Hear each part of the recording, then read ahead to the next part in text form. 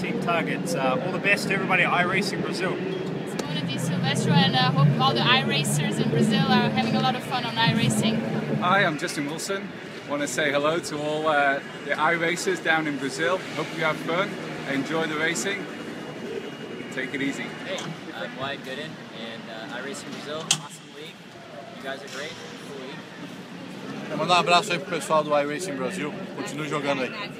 Aí galera, eu sou o Hélio Castro Neves, fique ligado no iRacing Brasil. Vamos lá, Brasil! Vamos lá.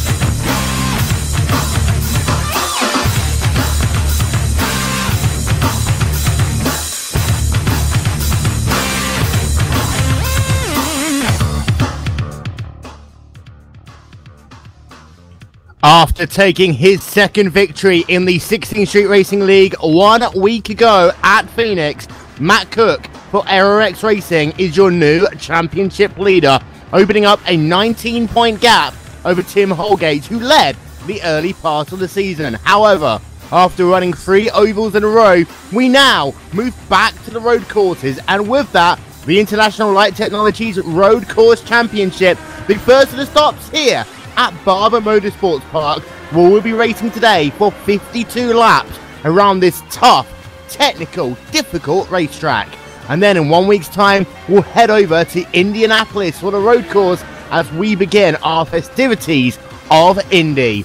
Hello ladies and gentlemen, and welcome to another round of the 16th Street Racing League, powered by the International Light Technologies Road Course Championship. Will Vincent along with Aaron Likens as qualifying is underway. Odd number cars are currently circulating their way around the racetrack. And Aaron, today I think is going to be one of the most important races in Matt Cook's career. If he can be fast here today in the road course, then there's a chance he can really go for that championship. However, if he falters, then that championship lead is going to go away. Most certainly, and right now Matt Cook has kicked it up in practice. In practice, he was the second fastest driver, which was a big improvement of where he was earlier in the season when we were at Sebring. So he might be becoming a very multi-talented driver. At the start of the season, he was really unsure about the road courses, but right now he has picked it up, and he'll be coming out in the second group. Odd numbers on track right now, but very important as well for Tim Holgate too.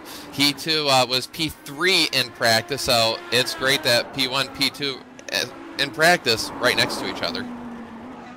They say odd number cars are circulating on the racetrack. Right now the fastest guy is Joshua Chin in that number 93 car with a time of 1 minute 9.431. Anthony Burns in second, Eric Davis third, Niall McBride in fourth. In fact, Tim Miller just goes ahead of Niall McBride. However, Joshua Chin, he has been the class of the field all week long in practice, and he was very close to getting to the 1 minute 8 in that practice, a 109.0. So Chin, you've got to say, is the favourite coming into this race. Of course, Last time we won a road course at Sebring, things didn't go his way after he lost it and took out his biggest rival in that race, and it's Greece in the process. Yeah, that's been the story of Chin's season. Nothing's gone right. Last week on the oval, and Phoenix got a little off sequence and got caught up in what was the big wreck of the race. So this is a big race for Joshua Chin. If he can dominate this race, take maximum points, he's not out of this yet. If he can string it, he has the capabilities, he has the skills that, you know, right now we're talking about Cook and Holgate, but let's not count Chin out of this quite yet. So, the guys who are on track, they've got themselves about a minute and a half before the checkered flag comes out for them, whatever lap they are on. They are going to be able to complete that, and then the even-numbered cars will come out onto the racetrack. People like Matt Cook, Tim Holgate, Ryan Murray, Randy Crosno, all people who are in the top 5. 4 of the guys in the top 5 in practice have not yet started their qualifying attempts, as Joshua Chin, a 109.007. Really fast there for Joshua Chin.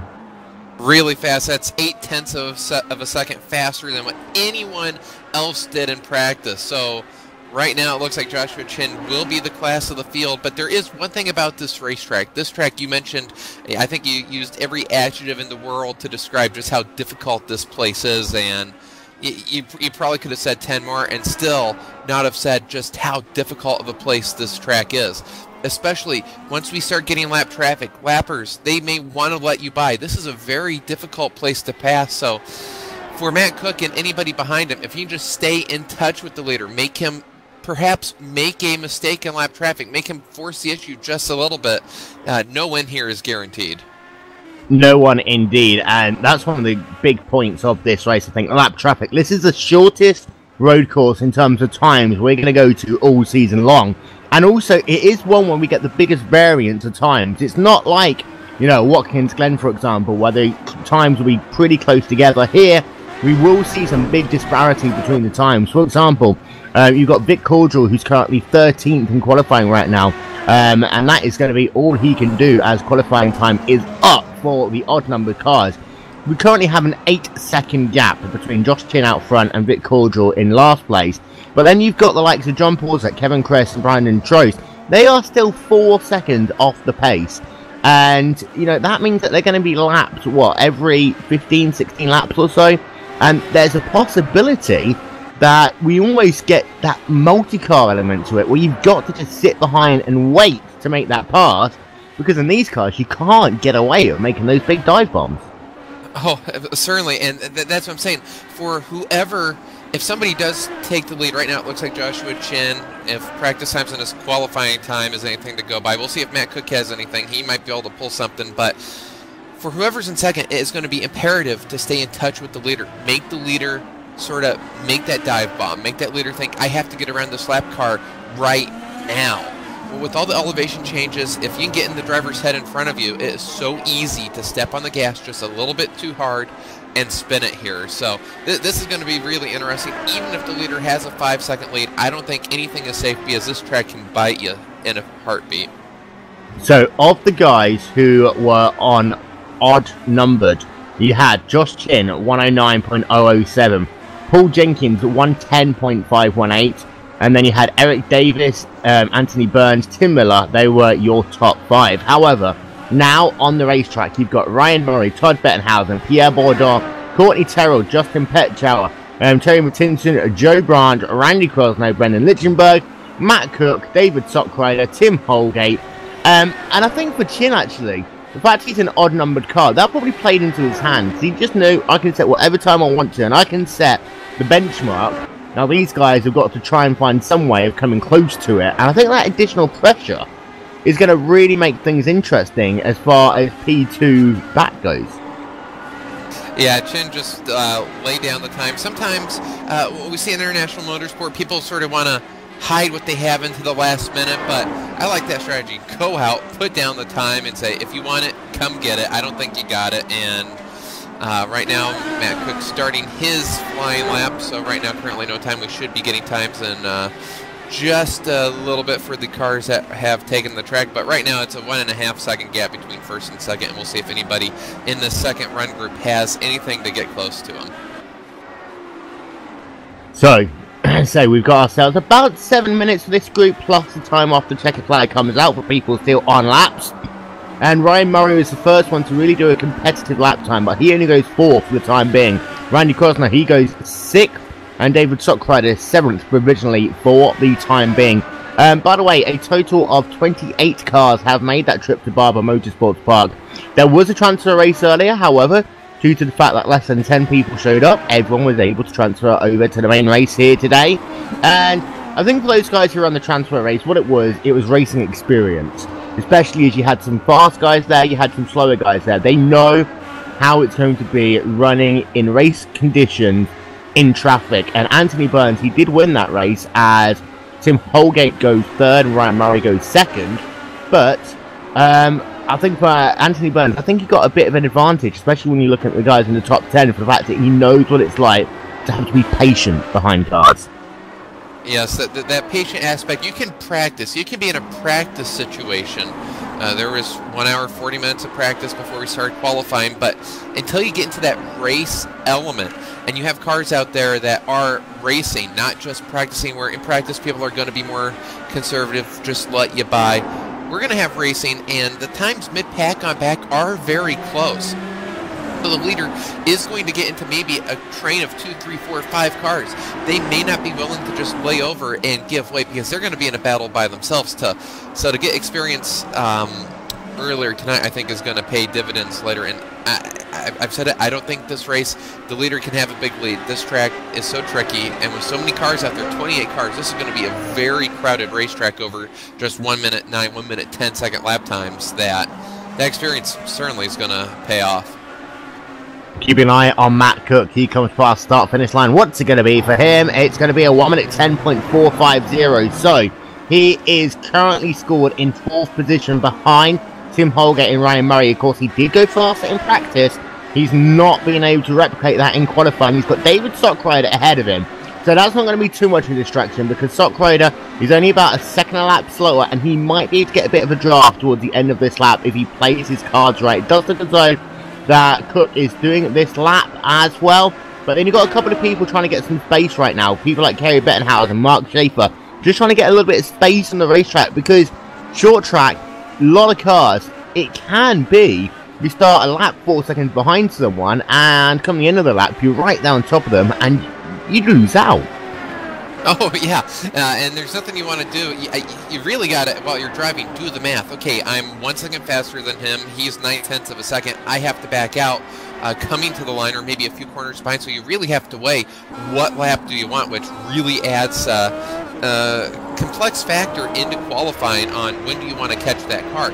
On the other hand, some drivers, if they can see a driver 2-3 seconds in front of them, that may motivate them. I know as a driver, anytime as Matt Cook goes to 3rd on the chart in front of Holgate, when I have a car in front of me, I go faster. It's that will to just go a little bit faster, get up there, but on the same hand, you don't want to catch them in the wrong spot. I tell you what, yes, Joshua Chin is a full second ahead of anyone else in this field. But look at the time between Ryan Murray, Matt Cook, Tim Holgate, separated by less than 1/10 of a second. And then you've also got in the kind of second part of the top 10, Paul Jenkins and Eric Davis. They're barely separated by 1/10 of a second. About the same gap then back to David Sockrider from Eric Davis and Randy Krosner. Again, only about 1/10 further back. So you've got a very close, 2 very close groups in the top 10. You've got a battle from 2 through 4, and then that battle from 5 all the way back to P10. And again, fascinating seeing how close some of the times are, even though you do have big discrepancies between certain groups of drivers on this racetrack. And that's for the racers going to be a great thing. When you have 4, 5, 6 drivers you're racing with the entire race, that is a lot of fun. Aggravating thing about this track, though, passing. This is probably one of the most difficult road courses to pass on, unless the person makes a mistake. And I think it's interesting, our championship leaders, 1, 2, are only separated by 600ths of a second. So, you're right, Will. Even though right now the pole setter has a full second on the field, second on back, 2nd through 5th, 5th through 9th, 10th through 15th, it's going to be great battles all the way through the field. Barber Motorsports Park, of course, opened in 2003 and has been the home to the IZOD IndyCar Series since 2010. Now, don't forget, over the next couple of weeks and months, we've still got a lot of racing to go here in the 16th Street Racing League. We've got the Indy Grand Prix in 1 week's time before we take a couple of weeks off for Christmas, and then we'll come back with the first of the Triple Crown races, the Indy 400 on the 6th of January 2014, and then we've got ourselves some great racing again. Milwaukee, Watkins Glen, Pocono, Mid-Ohio, New Hampshire, Iowa, Road America, and of course finishing the season off at Auto Club Speedway. So some good racing still to come, and we've seen this, that the championship this season, it really can come down to the wire. Come down to the wire, and it's going to be interesting. This will be the series Auto Club Speedway. That will be our first visit there.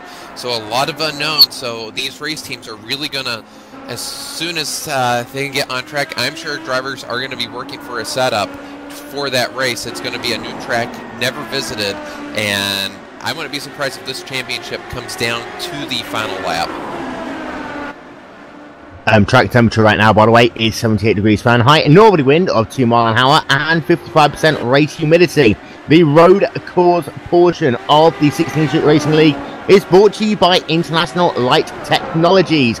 ILT giving $5 to the winner, to their charity of their choice, through the partnership of 16th Street Racing League, ILT, and iRaceLive.org. This race is also brought to you in part by the Will and Dave Show. It's Fridays, 4 PM Eastern. It is live and exclusive on Glacier TV, but you might also find it on iTunes. I tell you what, Ryan Murray, he's got himself up into P2. He's the second guy to break into the 1:09.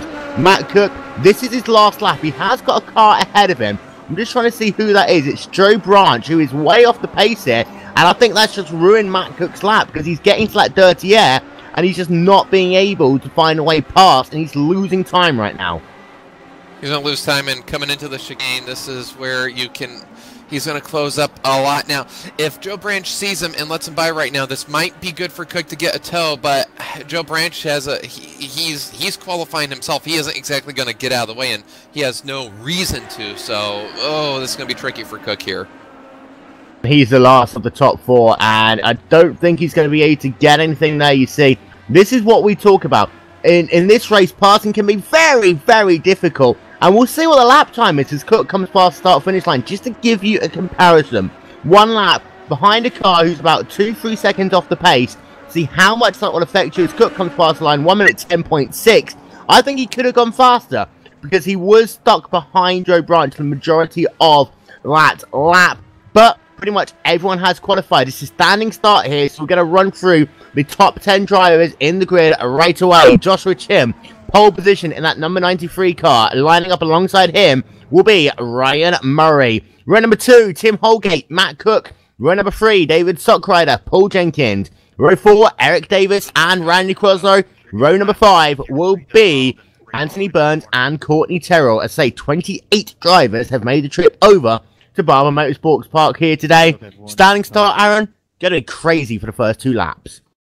Gonna be crazy. Turn 1 here. Typically, there's contact here, so don't be surprised to hear us mention 2, 3, 4, or more drivers having issues in the first corner here. Wide exit, though, so a lot of drivers, if there are issues, they do have a place to go. And one thing, in the closing minutes of qualifying, Holgate did edge out Cook, so that's the championship there. 1, 2 are going to be starting together in row 2. So, we are getting ready to go racing. The cars beginning to line up on the grid. Pit window here today, it's longer than what it's been at some races, about 21 laps. So I talked to some people that this race should really just be a 1-2 stop race. It shouldn't be too strategic like we saw at Sebring. However, it's still going to be a fascinating one. This is round number 6 of the 2013 16th Street Racing League. It is live on iRacing Brazil. Will Benson along with Aaron Likens and Rafael Song as we get set to go racing for 52 laps here around this 2.38 mile racetrack, which has 16 corners. Cars to say continuing to line up on the grid. Key points to look out for on this racetrack, of course, turn number 1. But then as you come down the hill as well, into the chicane section of the racetrack, you've got 2 distinct parts. One, a bit more stop-start. One, a lot more flowing. And you'll see some guys faster on one, not so good on the other. we are getting ready for those lights to go on top of the iRacing.com gantry, and they will be let rip to go for 52 laps. Lights are now on the gantry.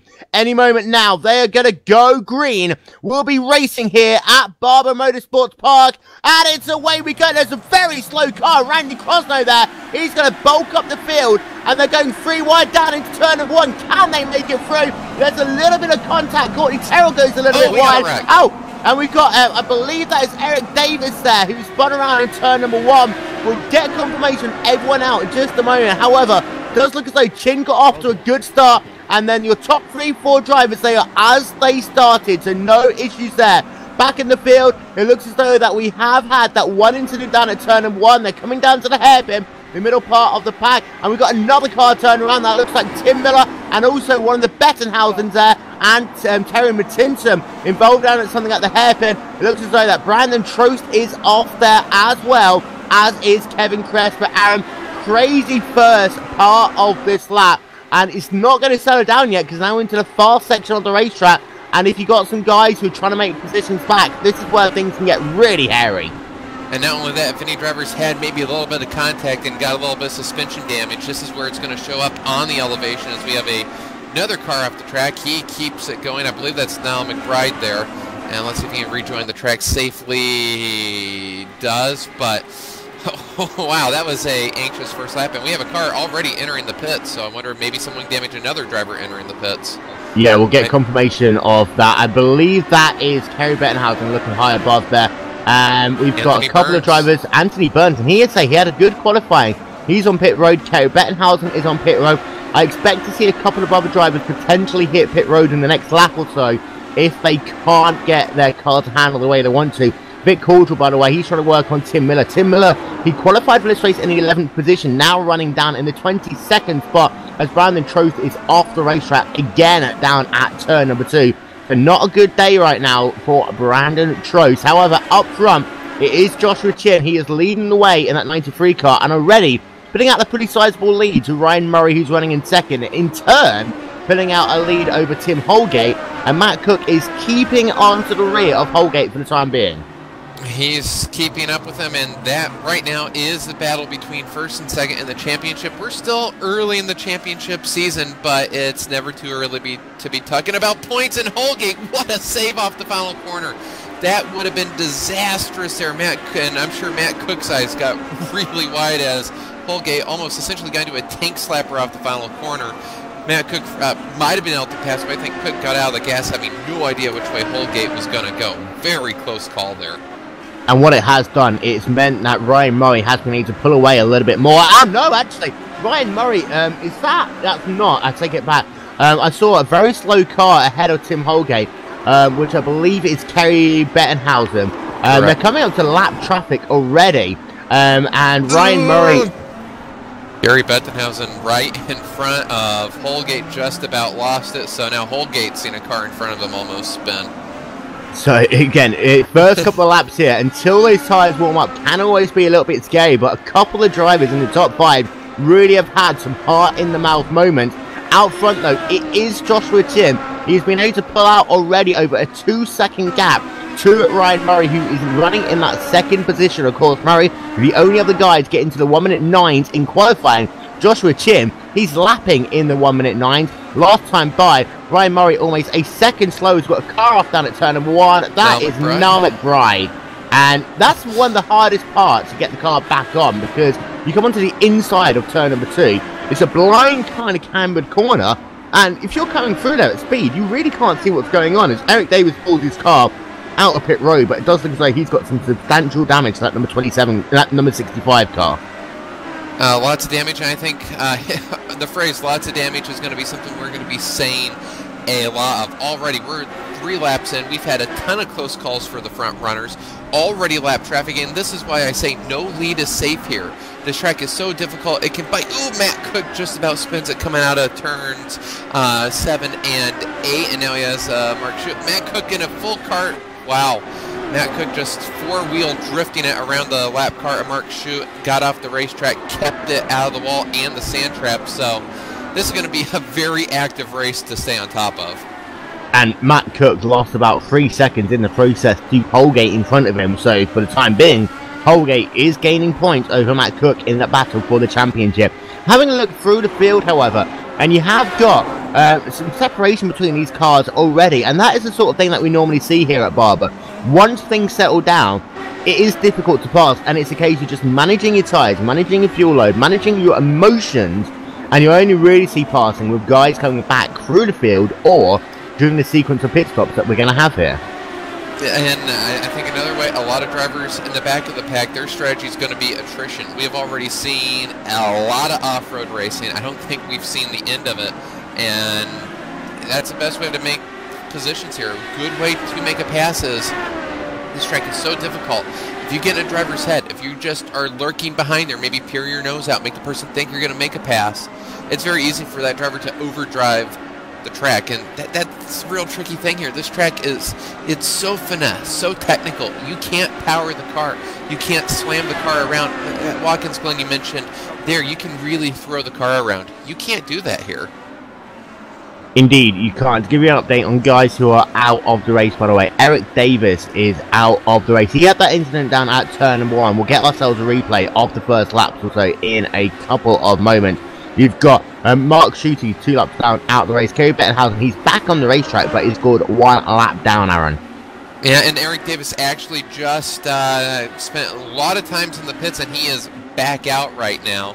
Currently 3 laps down, so we'll see if his crew got his car perhaps drivable. He is back out, though, and he is back off the track, so I don't think that car, I think he will be out of the race. To give you an update on that incident, by the way, you had Matt Cook go very wide down in turn number 1. He got back onto the racetrack, and he actually did have David Sockrider look to his outside line, but that wasn't much of an issue. What you did have was Anthony Burns and Eric Davis. They were going side by side into turn number 1, and Burns just got a little bit loose as he tried to put the power down that short run down into turn number 2, turned to the left, and then he clipped Eric Davis, which caused that chain reaction of cars then all kind of come to grind to a halt as the track was almost blocked, and that is what happened to put Eric Davis out of the race. And I see there Pierre Bourdais, I think, off the track in a spectacular fashion, working ourselves on lap number 6. He just caught the curb there, caught the right hand side car. I think he just smashed the suspension underneath that thing because it went straight into the tyre barrier. That is one of the, a lot of drivers in practice there were flirting with really jumping the curbs, and if you hit it wrong, well, Pierre Bourdais found out what happens when you do hit it wrong. They're not good results. Out of the race. He is out of the race already. Anthony Koenig, by the way, he's saying that this place really is the Martinsville of road courses. I am inclined to agree, as we've got a slow car just getting past there, and that is Vic Cordial, who has already scored a lap down to these guys. He's trying to get out of the way of everyone, and I think he's going to allow Matt Cook to go past before the chicane. Yes, he is. Now he'll form back himself back onto the racetrack. But in this mid-pack, I mean, you've already got, if you look at P15, already Brian Simpson, who's running in that 15th position, is 48 seconds behind your race leader. We're working ourselves on lap 7 of 52 here. And then you've got, even if you look up into the top 10, Mark Schaefer, 27 seconds behind the leader already. There's going to be a lot of traffic coming to play in about 10 laps or so before our first pit stop. A lot of cars, and again, this is what's going to make it so tricky for everybody up front. I do think we're going to see more and more as the race progresses and settles down. The cars are going to, I think we're just going to get a lot of trains of cars. Mid-pack, we're going to get maybe 3-4 car trains. And when the leaders come up to them, as I said, those cars aren't just going to let the leader by. They're in the battle with themselves, and it's going to be interesting to say the least. Joshua Chin right now has almost a 5-second lead, and right now he may be going away, but this track we've seen can bite so fast, and once he gets into the heavier lap traffic, anything can happen. Right now, you've got yourself David Sockrider in that 5th position. He is trying to close up to the rear of Cook in that 66 car. Now, last time by, David Sockrider, a 1 minute 11.603. Matt Cook, a 1 minute 12.870. So Cook is losing a lot of time right now to the 3 guys ahead of him, and is being caught by David Sockrider. And that last lap, Cook did get himself back into the 1:10 and was able to eke out a bit of an advantage on Sockrider. But that Club Indiana driver is just sat there stalking for the time being, and I think he's very comfortable in that 44 car. Not really put a foot wrong in this race at all. That's his style. He is a driver that we usually will not mention as flashy, drifting. He's a person that lap after lap is going to put his car in the same spot. And when you come to a track like this, that is a great asset to have. And right now, running 5th, very strong race. And meanwhile, the battle for 2nd between Ryan Murray and Tim Holgate. Tim Holgate has closed down that gap, and Holgate really wants that 2nd spot to get another car between him and Matt Cook. Indeed, and does look as though Ryan Murray loses a lot of time in the second half of this racetrack, and will get a good eye as they come through turn number 15 and 16. Tim Holgate right on the rear of Ryan Murray now in that number 16 car as they come past the start-finish line to put their 9th lap of 52 in the books. Now, these first couple of corners, I think that Ryan's just a little bit better. You see Holgate there flicking it. He was almost having to take 2 or 3 stabs down into turn number 1. He can't get into the power as early as he wants to out of 2, but there, Ryan Murray drifting. This is going to allow Holgate to close up pretty dramatically, and you see already Murray taking a defensive line as they come down into the hairpin. Murray is pushing that car, and if I'm Holgate, I'm thinking, well, if he does spin, I'm going to be the one that gets taken out with him. That is true. So at the same time, he does have a sizable gap on Matt Cook. So if need be, Tim Holgate can pull the all-stop card and just stop and wait for Ryan Murray's incident to happen. And this is what Holgate's doing right now. He is just stalking. This track is so difficult to pass that really, I don't know if Ryan Murray really has a strategy to make a pass. You really can't set a driver up here. There isn't a turn to go, this is the passing spot. You just have to be there and hound them and just hope they make a mistake. Ooh, that was close with the car coming into the pits there. Holgate actually is going to lose maybe about good 5-6 car lengths there. Indeed, yeah, and that was Eric Davis there, who was a lap down, and the next person he's going to have to get past him is going to be Matt Cook. He's trying to close up that gap to the cars behind, and this is the worst place to catch someone down in turn number 1. And thankfully, Davis was able to hold that inside line. You got a damaged car, it would be very easy for him to flick it to the right, and it would have been game over for both of those drivers. But Holgate, I really don't think he's very good on that first part of the lap. The second part of the lap, which is more fluid, he is amazing. Again, it's a lot of time on Ryan Murray, but the first sector, not as fast at all. That second half of the track really has that flowing feel, like a lot of the corners at Sebring, which Holgate was really phenomenal there. So definitely this track has 2 sides to it, and you called it in the pre-race that some drivers are going to be faster in the first half, others in the second half, and right now we know exactly where Holgate is faster than Murray. Let's look down the field a little bit. Terry Mattinson and John Porzek, they are battling for 13th, 14th position right now. Now, John Porzek, he qualified for this race in the 21st position. Terry Mattinson qualified it in 20th. And they've really been at it since the drop of the green flag, the 2 teammates here. And they are pushing, but not incredibly hard. If you have a look at their practice times, they're about what they were doing in practice, maybe half a second slower. But I'm sure these guys will not want to take each other out. No, and they came real. Porzak really carried a lot of speed in there. I thought they were going to touch going into the chicane known as turn 7. That was really close. So Porzak, I think he is pushing it. He carried a lot of speed into 7. I think Porzak would like to get around, but at the same token, they're not going to really want to take each other out. And I think this 2-car train, we're seeing that for the battle for 2nd. We're seeing that for the battle for 13th. I think this is going to be the norm today, seeing cars get stuck behind, just hoping that car, and well, now Porzak's going to get around as Terry Mattinson, I think, realizes that Porzak is faster, and he's just going to let him go on by. Indeed, yeah, and of course I want to be seeing what the likes of Joe Branch are doing ahead of him and see whether Porzak can try to close up to the rear of Joe Branch in that number 4 car. Ironically, Branch is catching up to the rear of Brendan Lichtenberg in that number 12 car right now. Last time by, it was a 1:13.666 for Lichtenberg, a 1:13.1 for Joe Branch. And Branch does look as though that he is as good. Okay, sorry, we've got something with Tim Holgate, and he's not been able to get past it. It looks like he's gone off somewhere. He spun it on the exit of turn 1, dropped the right rear tire off, and a great flying 360. Oh, he did, lucky. and if that was Indy, that would have been reminiscent of Andretti, but that was a great spin to keep it on the racetrack.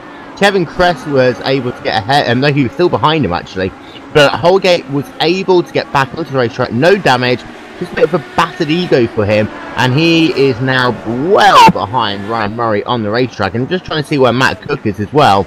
He's not quite close enough to capitalise just yet, but the first unforced error we've really seen from Tim Holgate this season.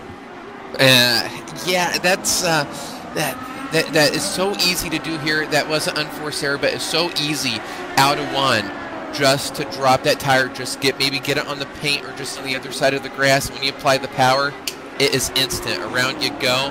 But I don't think the battle is off yet. He only lost, let's see, he's only 3.4 seconds behind Murray.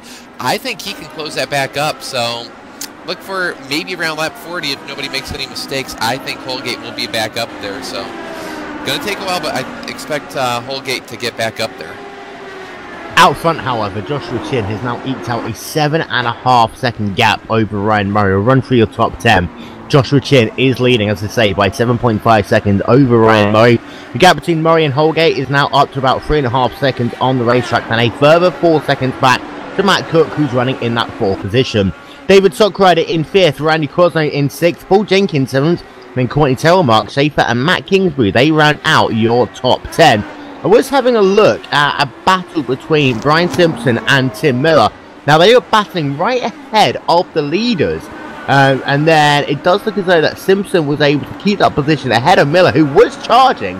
Now, Miller had a great qualifying, one of his best qualifying in 16th Street to date, qualifying in the 11th position. But of course, he's one of those drivers that lost out big time at the start of the race as Miller almost runs in there to the rear of Simpson. In fact, no, he's not going to try. He almost tries it, though.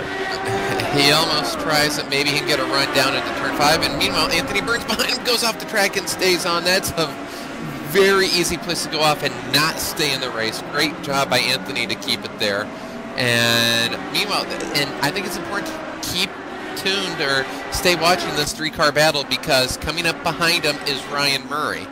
And as I said, these 3 cars, I don't think they're gonna just roll over. And we know Anthony Burns, he qualified really good. He was on the short end of the stick of the turn 1 fiasco. So expect him to come back up through the field. So he's gonna want to get around those 2 cars. But at the same time, passing here so difficult, and maybe we're going to see this 3-car train maybe until the pit stops come around. So Anthony Burns is about half a second behind Tim Miller, who in turn is about half a second behind Brian Simpson on the racetrack. And getting a We've got a car Randy off, by the way. Randy Crosno out of turn 5, stepped on the gas too hard out of 6th place and into the wall, and I think his race is going to be done. Yeah, bad luck there for Randy Crosno. He had some bad luck on the oval side of the schedule. Of course, he had that incident down at Homestead Miami Speedway, round number 1 of the championship, and then he had contact with Mark Schaefer just 1 week ago. And just having a look back at that, very easy to do. And it looks as though he actually caught one of those seams in the middle. This track is paved in 3 separate seams. And in between them, it's very slippery if you get your tyres on, like the left-hand tyres on the seam to try to put the power down. Game over there for Randy Crosno in that number 10 machine.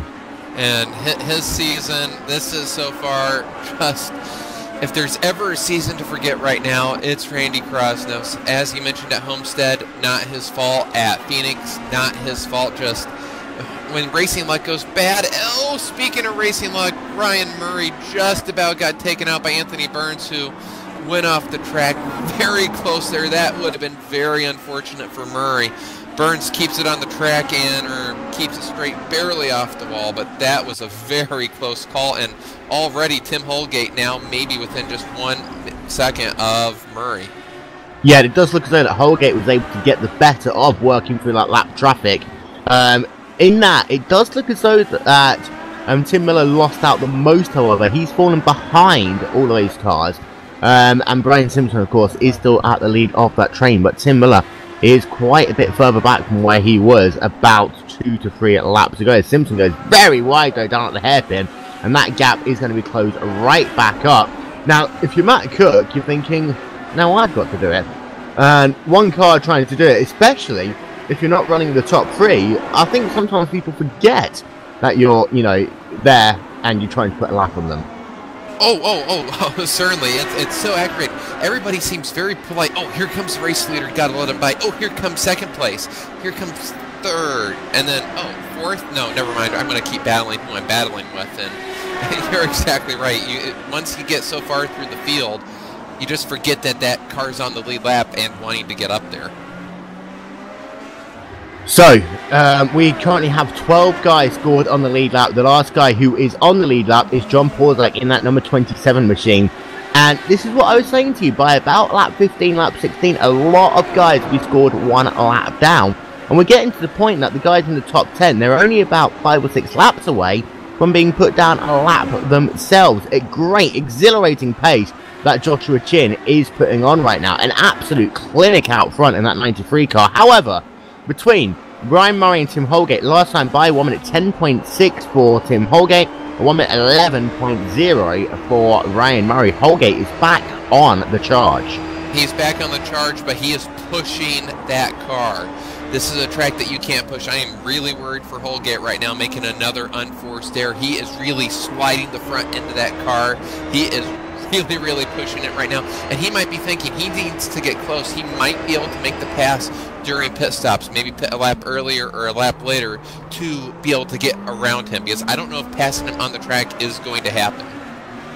And of course we know from Sebring that Ryan Murray has very high fuel consumption. He wasn't able to save fuel at all at Sebring, so there is a chance on a short track like this he might be able to go 1 lap longer, Tim Holgate, if he can just stay behind Ryan Murray and just kind of cruise there for a little bit. They're coming up to put a lap on Terry Mattinson, who is running in the 12th position on the racetrack right now. And is it me or something's happened to John Porzak? Because he's fallen well back. He's actually pitted, so he's back out onto the racetrack. But I was thinking here about the pit windows. There were some guys who were saying that it might actually be beneficial not to take tyres on one of the stops because of the fact that it takes so long to get these tyres up to temperature here, and also you can lose so much time when these tyres are cold. Which what that also means is you got to take care of your tires during the first run, which right now Tim Holgate, he's already done a flying 360. That is typically not the best way to keep tire life, so that's going to be a interesting situation for him to, as we're, oh, both of them are coming into the pits this time. Murray, okay then. So 19 laps going to be scored complete, and they are on pit road. Let's see who can win. Did Holgate clip the inside wall with the left rear? That was close there. Having a look, and he was very close. He almost used the grass there to turn the car. But we'll keep an eye out. They are going to get themselves 4 fresh tyres. Let's see whether or not they will take all the fuel and tyres. There looks as though that Ryan Murray might not be taking tyres there. No. And away he goes. Yeah, so looks like Ryan Murray didn't take tyres, Tim Holgate did. And the gap, I don't know, the gap, at least right now, as, Holgate, Paul Jenkins is going to get around Holgate, which that is not going to be good for Holgate. Yeah, that's very big. If I was Holgate, you're going to have to push it now as you come down to the hairpin. Try and get that pass done as quickly as possible. He wasn't close enough, however. So Paul Jenkins will stay as who it is, but he gets very sideways there through the hairpin. And now Holgate is going to have to try and push. He's got to find a way past Jenkins as soon as possible. And now he's got to push, but remember, he's on cold tires. So this is very easy for Holgate now to lose it. We saw all the hilarity and mayhem on the first lap. Right now, Holgate is reliving that right now. So he's got to push and yet at the same time somehow keep the power underneath the car. And he used a lot of the curbs there. Now, you can run the curbs at certain portions of this racetrack, but not down at that far chicane down at turns 9 and 10. And again, sideways through the second chicane as Paul Jenkins comes in. But that one lap really has cost Holgate. It cost Holgate, but we've seen this gap as Holgate's off the track, and he's going to keep it off the wall. So, Holgate, what an adventurous race so far. Wow. Josh Chin has come in as well, and he is back out onto the racetrack. But Holgate, it just seems to be that, I mean, this is a driver who last season made almost 0 unforced errors. There's been 2 in this race already, he really is pushing to try and get that second position, knowing that if he can put 2 people between himself and Matt Cook, that will swing the championship back in his balance. But to finish first, Aaron, first, you have to finish, as Anthony Burns is now out of the race. And Holgate should take a look at all the drivers out of the race. He needs to take a breath right now and finish this race. Right now, he's going to gain points. Yes, he's going to want to gain more points than what he currently has, but he's doing everything he can not to finish this race right now. I have not seen, as he's spinning, oh, he hit the curbs at 9 and 10 and just about threw the race away. Or, sorry, that was 11 and 12. You might want to go back and, if we weren't on that, get a replay there. My goodness, Holgate's doing everything he can to throw away this race. Yeah, he caught the inside curb there down at 11, which then got him sideways down to turn 12. Again, able to save. That's like third or fourth save we've seen from Tim Holgate here. But the gap between himself and Ryan Murray, that is now up to 15 seconds on the racetrack. As everyone's made their first pit stop of the day. Your biggest winner, in fact, no, he's on to pit road, so Courtney Tell is going to drop back down the order. And that is going to move David Sockrider back up into the 5th position. But it does look as though that there's not really been too many movements in the top 10. I'm having a look. Matt Kingsbury's getting very sideways. He started 14th, now running in 8th. Paul Jenkins started this race in 6th, so he's lost 1 position, and he's exactly where he started. But then you've got some people really who have lost out dramatically, but they're already outside the top 5, top 10. And for those, it seems all the movements really has been through attrition. For the drivers that have had issues and are now out of the race or maybe had to make a pit stop for damage, that's really where the movements have been there. So, and this is the track, this technical track where you qualify. Usually that's about where you're going to finish if nobody else has any issues. And speaking of issues, we got Vic just letting Tim Holgate by. Classy move right there as Vic Caudle, who had a top 5 last week, lets Holgate by before turn 1. P456. Now that is very close. In fact, no, it's both P14, P15 with David Sockrider just coming past him. Now Kevin Crest was fell back behind Tim Miller in pit stops, and it did look as though he was setting himself up to make a pass on Tim Miller. Sockrider comes through. Kevin Crest thinks, we'll let this fight go for another couple of laps after you go past. But Kevin Crest lost himself about a second and a half to Tim Miller and also David Sockrider in the process. And that's that thing as well. You are going to lose half a second when you go offline and slow down to let a car go past. But then the car ahead of you is going to have to do exactly the same thing. It's not very often you can just let someone go on a straightaway here. That's very difficult to do, and that's just the way it always seems to work in racing. It always seems that you just catch the people in the wrong spot where you're going to lose the most amount of time, and then later on, next lap, when that faster car gets to the car in front, it just seems to, I guess maybe that's just selective memory there, but every time it seems you let a car by, you lose a second, then when the car in front of you lets a car by, they only lose a quarter second. That just seems to be the way it works out, and sometimes you get the short end, sometimes you're the car in front, but right now, Kevin Crest losing, actually, Kevin Crest comes into the pits. Kevin Crest is in, and let's see where he's going to feed himself. This is on lap number 22.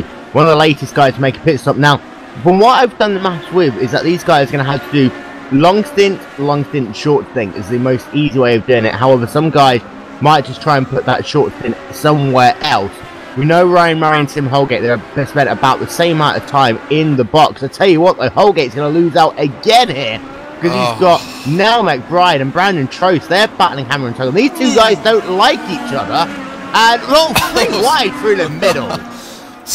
Splitting the middle there. I know Holgate's eyes, they had to be, well, I was about to say wide open, but as many close calls as Holgate has had, I guess that's normal for this race. But, oh, that was a tense moment for him, I am sure. I tell you what, if Sim Racing was featured on Fox Sports Live, that could have been a nominee for the one. But that was a great pass there by Holgate. Again, it's just him pushing it every opportunity. He knows that he's, 6 seconds now behind Ryan Murray. He's got to go. He's got to go, but when you got 2 cars in front of you like that, where really is there? He probably lost, looking at his lap time last up at 112.3.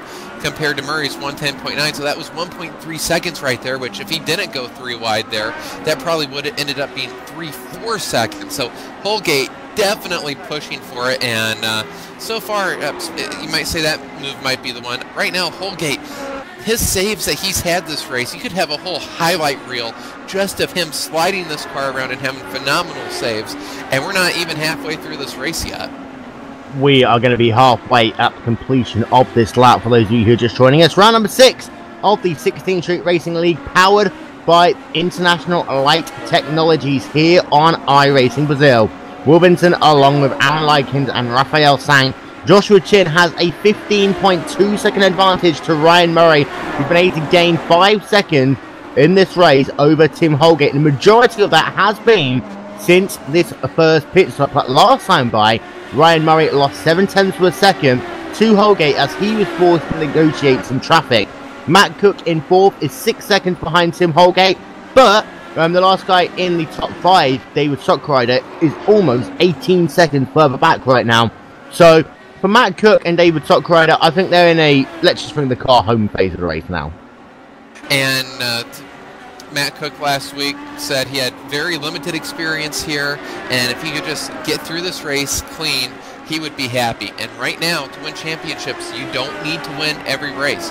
He is our only repeat winner of the year, and right now, I think if last week you said, hey, you're going to have a clean race, you're going to finish 4th, he would said that is exactly the type of race he wants. And right now, he's having it. And the way Holgate is pushing right now, Holgate has done everything he can not to be in that 3rd spot. So right now, Matt Cook, even though he's behind, he has the points to play with. He can play conservative and just see what happens in front of him.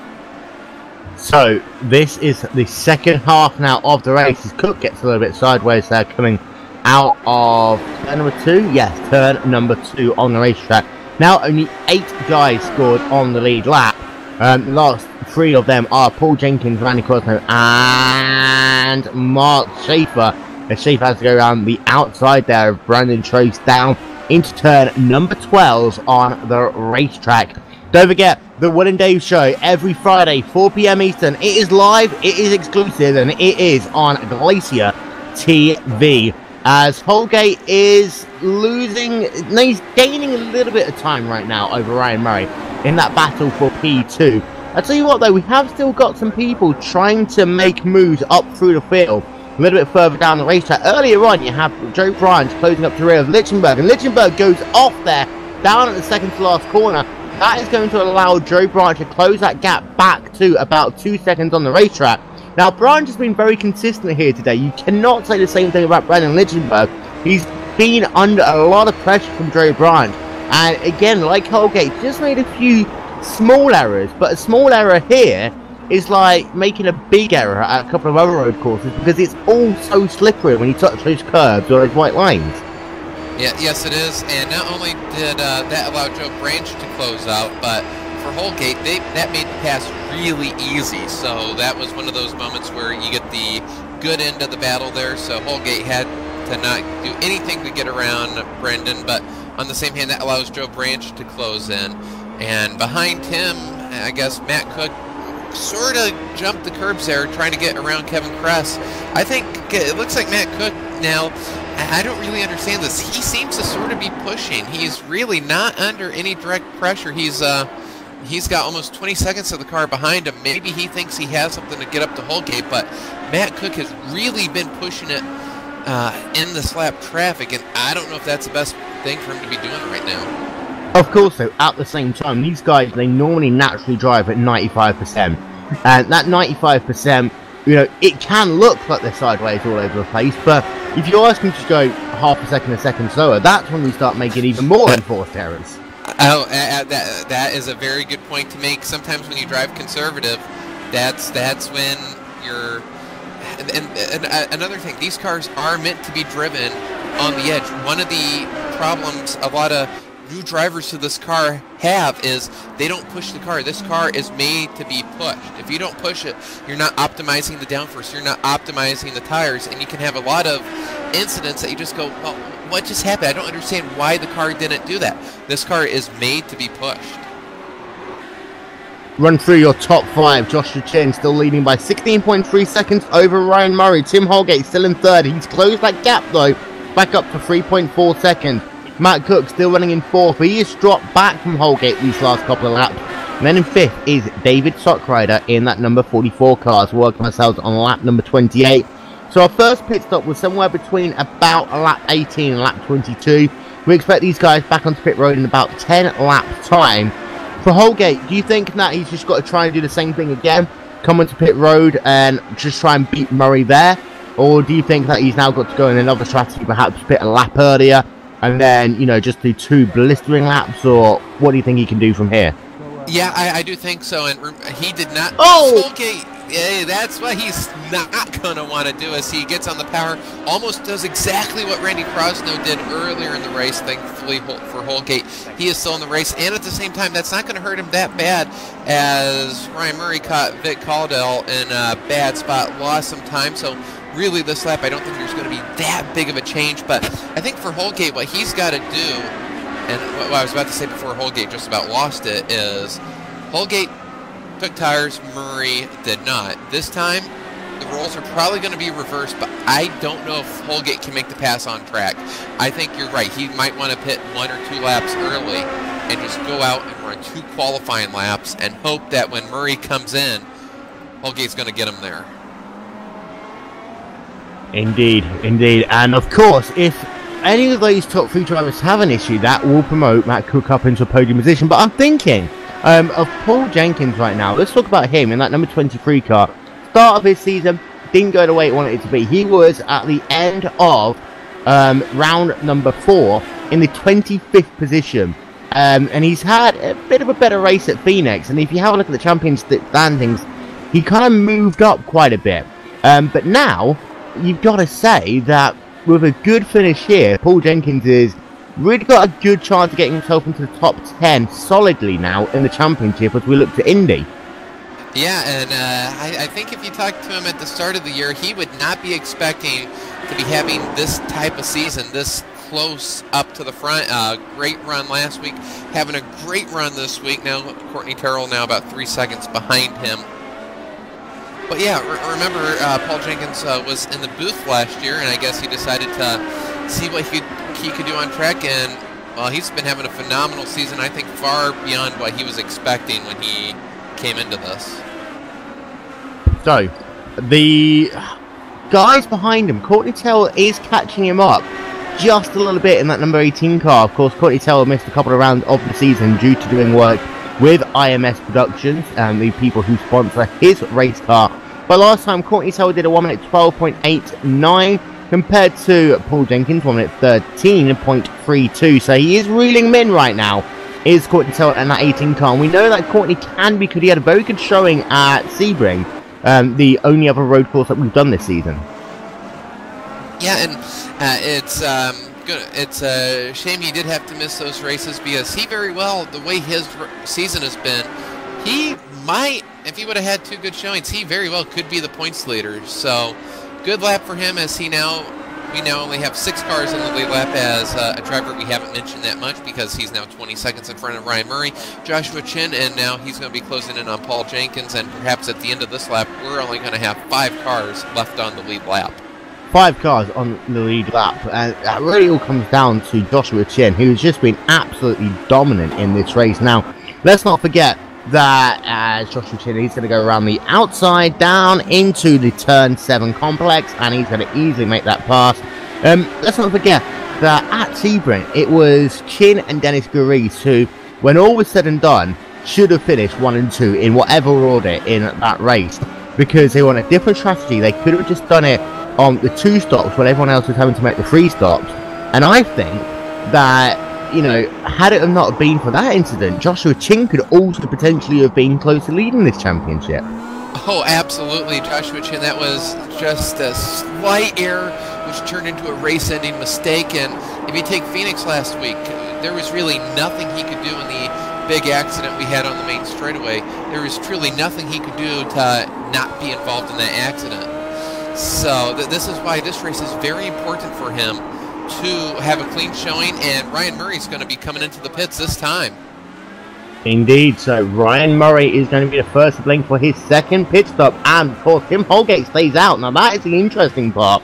Now we thought that they took about the same amount of fuel, did Murray and Holgate, because they both hit their box at the same time, then both came out about the same time. But this could be a critical stage in the race now for Tim Holgate. If he can just push and stay in the racetrack, there's a very good chance he might be able to leapfrog that number 16 car of Ryan Murray, who this time he is definitely taking tyres. The 4 new tyres there for Ryan Murray. He's also going to get himself topped up with fuel as well. This will get him good. Will this actually get him to the end of the race? 21 laps? Yes, just about. 18 laps. Yeah. Yes, he'll be good to go to the end. And I don't know. Maybe he didn't take tires and took a little bit less fuel. I don't know. If I was Ryan Murray, I would want to stay out there and keep Holgate behind me. I would want to pit with him. Pitting here, or rather passing here, so difficult.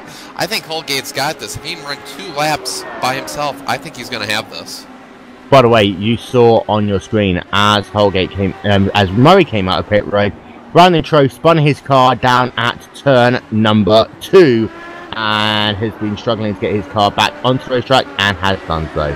Moving on, Tim Holgate is now doing another lap, so he goes to lap 35. Last time by 1 minute 10.156, his fastest lap in the race with a 1 minute 9.843. Holgate, in the phrase of Indianapolis, he's on it. He is on it, and he's got to be. For this points championship, I'm really expecting this to come down to the final laps at Auto Club Speedway. In this position, if Holgate can put Murray between him and Cook, those 2 spots, remember these words later in the season, this could be the positions. This could be the moment. As Holgate's going to throw it away, he's off the track. Oh! He's off, but he's going to avoid, he did avoid anything that was hard. And that was down at the chicane. So, one of the worst places to lose the car, because normally you will go straight into the barriers. And now for Holgate, I think he's just got to come in this lap and consolidate. Staying out any longer is only going to make himself more frustrated. Come onto pit road, take a 10-second breather, sort your head out, then get back into the groove, and he is staying out to do another lap. So it'll be 35 laps score complete for him. Joshua Chin, by the way, he has not yet made his second pit stop either. He's coming up to put a lap on BT in the next probably a lap or so. But for Holgate, that was a big off. Big off, and it's not very often you can go off there and stay in this race. As I said about 10 laps ago, Holgate is doing everything he can not to stay in this race. I truly have no idea. He spun around, he's been sideways, he's been in the sand track, he's been in the grass, and somehow he is still in second place. Crazy. Definitely, perhaps. I don't know if I've seen a driver have a more active race right now than what Tim Holgate has had. But, of course, he's still got to bring that car home. And we've got ourselves, 16 laps left at the line for that to happen. As Josh Chin stays out for another lap as well. And by the way, Mark Schaefer is now out of the race. I'm just trying to see what happened to him. Because he was running in the top 10 very nice and prettily. And then something, it's out the final corner. And it was, I've seen this in the transfer race earlier on today. Getting himself a little bit loose on the exit of the final corner, slammed it into the outside guardrail. Mark Schaefer and then number 80 car out of the race. As it's one of these things about this racetrack. In the same way that like Watkins Glen, if you go off, it's normally another race. You can say the same thing here, unless, of course, you're driving the number 6 car. Yes, absolutely right. So many, there isn't much runoff in a lot of these corners, and this is a slower road course. But where there is runoff, typically is not where you're going to go off. It's going to be getting back on the exit of the corner, and the walls are right there. Tim Holgate's just had incidents and somehow has avoided everything solid somehow. So, let's see what happens in the next couple of laps. So, to give you an update on Matt Cook, by the way, he has dropped his pace down. He's made his second pit stop of the day, and I think he has just conceded the fact that he's unlikely to catch up to the rear of Tim Holgate, which was going to be the case. But if Holgate carries on making mistakes as Cook goes a little bit sideways, he will keep it together there. Then there'll be no issue really at all. David Stockrider, he's still running well in that 5th position, and you're completely right, we barely said anything about Stockrider at all, but another top 5 for him. Another top 5, and he's, as I mentioned, he's just one of those drivers. He's just going to be solid every single lap. The lap times he can run, he can do it every single lap, almost effortlessly. He's going to put his car in the same spot every lap. He's going to, if a driver is going to be faster than him, he's going to give him the room. He's not going to push passing lap traffic, and he's one of those drivers. He's just always going to be there at the end. And I believe we've got Matt making his pit stop. Yeah, Matt Cook's already made his pit stop, so he's fallen back already naturally. Previous lap. Yeah. So, yes, and so Sock Rider got around him. Sock Rider yet to pit. Indeed, yes. So that number 44 car of David Sock Rider, he should be in, just doing the calculations in my head, in the next 2 to 3 laps or so. For Josh Chin, he should be in, I think, next lap. The same likely with Tim Holgate. Of course, Holgate is on the back end of the racetrack, so we'll see whether he is going to come in, and the answer is yes. So and Holgate... Sorry, go ahead. I was going to say, he just has to be careful now, and he does use that grass to turn the car there. And he comes very close, and I think going back about 5 laps, I think you're right. He needed to come in when he had that off, because he's been losing about 0.6 of a second every single lap to Ryan Murray. Holgate's times really dropped off after that error, so I think definitely you had the right strategy there. After he made that mistake, he needed to come in immediately, take some time, breathe, and get back out there and fight. Just to give you guys an update, Brandon Trost is out of the race. Moving on, as Tim Holgate comes back out onto the racetrack. Let's see where he is in comparison to Ryan Murray. Ryan Murray is already coming down into the hairpin, and Holgate's barely even come up the crest yet. So he lost a lot of time there to Ryan Murray, and I don't think he's got enough time now to naturally close up to the rear of Murray and make a pass happen. No, and Holgate, though, he's been pushing all race. He has got to make a decision now. Does he want to push and risk the points that he's going to gain on Cook? It's not going to be much, but it is a gain. Or does he want to push it really, really hard and go after Ryan Murray? I don't think there's enough time. Holgate does have the speed, but with only 13 laps to go, is it worth the risk? He's going to have to put down 13 qualifying laps and have his best laps of the race, and I don't know if he can do it. And let's not forget, of course, this is round number 6 of the season, not round number 16. And I think if we were talking about round 16, then it might be a slightly different thing. If we're talking about Road America, for example, last road course race, but we still got over half the season to go after this, and plenty can happen. Plenty can happen, and that's why you don't want to paint yourself into a corner. You don't want to put yourself in a position later where the points you can bank now, you're not going to know what's going to happen at Indy. Anything can happen at Indy. It's so close. We got Iowa. Tons of stuff there can happen. Right now, he's got points gained on the leader. So really, you don't want to throw that away. Yeah, later on in the season when the championship picture becomes a little bit clearer, you now know more, but right now you don't want to throw away what you got. Let's run through some of the retirees out of this race. And now everyone has made their second pit stop. Josh Jane, he's just coming out of pit road. So now everyone has made their second pit stop. We'll run through some of the retirees. Mark Schutte out of the race. Pierre Bourdon, Eric Davids, Randy Crosno, Anthony Burns, Kerry Bettenhausen, Mark Schaefer, all out of the race. Brandon Trost out of the race. But then you've got a couple of guys multiple laps down. Vic Cordial, a horrible day for him in that 33 car. He is running down in the 19th position. Todd Bettenhausen, Justin Petchower, now McBride all scored multiple laps down in this race as well. To give you an update, by the way, of that Kevin Kress, Brian Simpson battle, it's still going on.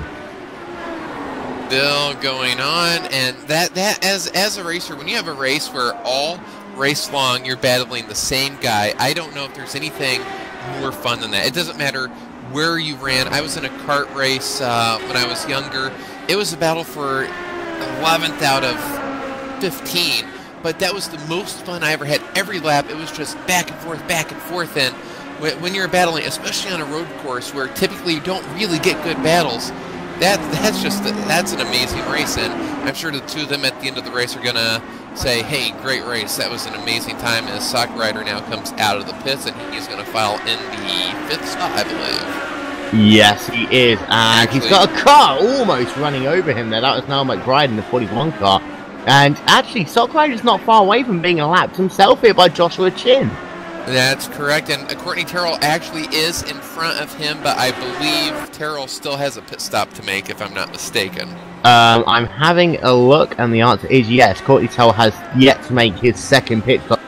Now, the way the fuel tanks work, he's going to have to make that by the end of the next lap, by my record. So David Sockrider will move himself back up into the 5th position, but we've got 4 guys left scored on the lead lap now. Shades of last year when Young O would often put maybe this many cars or less on the lead lap. So Joshua Chin, just a ferocious pace here. And, you know, if he comes and watches the broadcast at the end of the race, he's probably going to be like, hey guys, why didn't you talk about me more? But really, what's there to say? He's been so far out in front, hasn't put a wheel wrong, as now he is going to put Sockrider a lap down. We've got word in our ear that something's happened on the racetrack. We're just going to try and figure out what that is. We've got Terry Martinson on pit road as well as we speak. So, I mean, that's the thing as well. I mean, that's the issue with Young O last year, is that we barely talked about Young except for the oval races. On the road course, he was absolutely dominant, except for that one race where Rico Adatale was able to really take it to him. I think that was at Laguna Seca. But for Chin today, it's been a perfect drive. Fastest in practice, fastest in qualifying, fastest lap in the race so far. It really is the Sebastian Vettel mode. He's going to hate me for saying that, but he's doing a Sebastian Vettel drive. And this is exactly what he needs for the championship. I said at the start of this race, if he can have a perfect race, don't count him out. He has had such bad luck this season that this is the type of race, which it's not over, still has 9 laps to go. If he can bring this home, he can build on this and look forward. Expect for him to be a force next week at Indy on the road course. And, you know, we could be talking about him in the top 5 or top 3, sorry, or going for the championship lead if he can keep firing races like this and maybe avoid that bad luck. It was Sonoma in last season when Young O lapped everyone but Doug Leal, and he was literally a lap away from doing that to Doug Leal.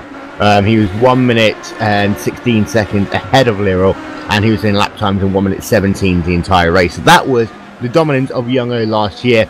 Of course, this year it's not been there, and that's what it opens up this interesting championship battle. And we normally do get the championship points updated very soon after the race completes. Of course, we won't go off there until that has been completed.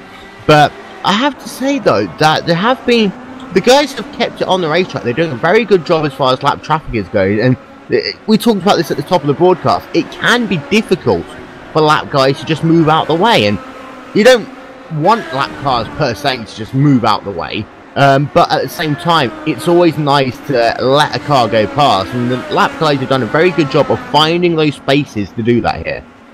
Yes, and this is probably one of the trickier tracks to do that. There aren't that many straightaways, and this track is so flowing where one corner leads to another, leads to a corner, leads to another, that you really can't just get out of the way here. So we haven't really had any incidents because a lap car has done anything. And looking at the lap times, Matt Cook is now only about 5.9 seconds behind Holgate. So now does Cook think about maybe turning it up and trying to go after Holgate?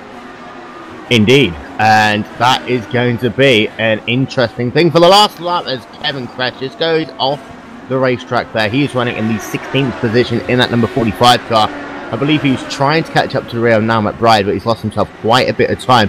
And it looks like that McBride is now trying to battle with Simpson. Now Kevin Crashes, but Brian Simpson's always had a guy on his tail this entire race, but he's been able to resist a lot of pressure. Tim Miller was able to get past on pit stops, I think. But that number 7 car, Brian Simpson, he's had some bad luck in this season, but keeping the car pointing in the right direction, and also not being flustered under pressure here.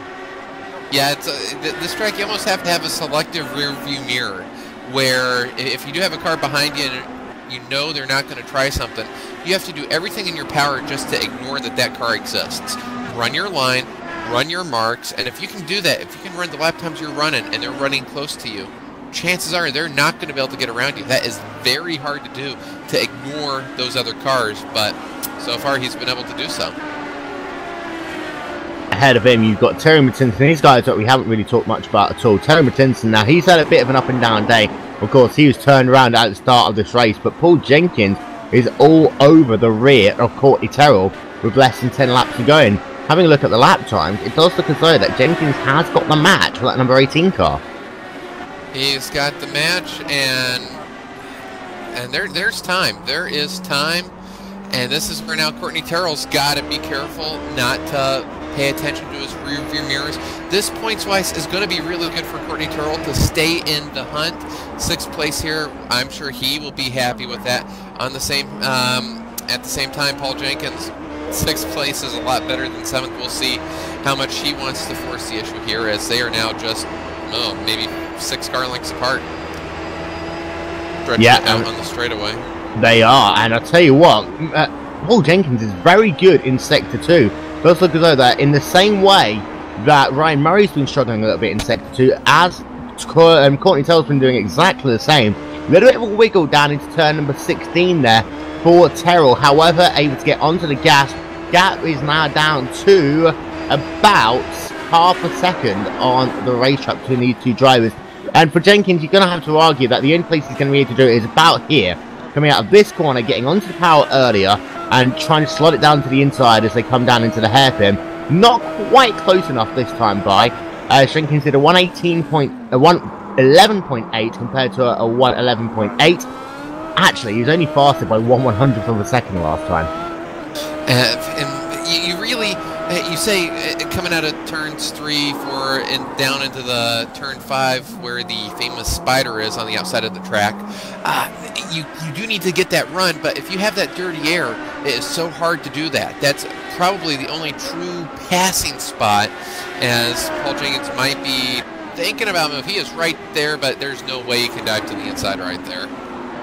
Indeed, there is not, but he is all over the red. Don't forget, you can keep in contact with us on Twitter or Racelong, or alternatively on our YouTube channel. Want to give a shout out very, very quickly. In fact, I'll do that at the moment because I'm not sure. Jenkins did get a good run out of that corner, but again, not quite close enough. He's going to have to set himself up through turn number 1 and 2. Slow car there down on the inside line. Who is that slow car? That looks as though it's a bit cordial there.